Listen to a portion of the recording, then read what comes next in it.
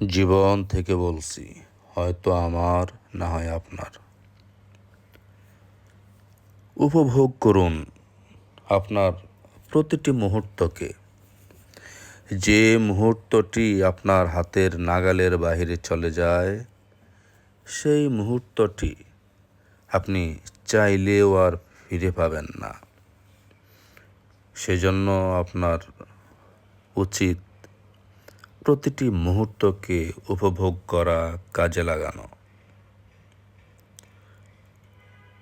একটু ভেবে দেখেন তো, কেউ কি বলতে পারবেন? আমরা যখন ছোট ছিলাম, ছোটবেলায় ভাবতাম কবে বড় হব।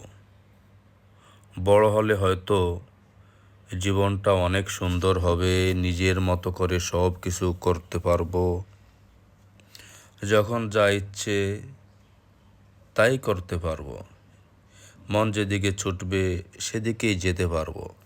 কিন্তু এখন যখন বড় হয়েছি বা বড় হয়েছেন, একটু ভেবে দেখেন তো, কি মনে হয় ছোটবেলার জীবনটাই অনেক মজার ছিল, তাই না?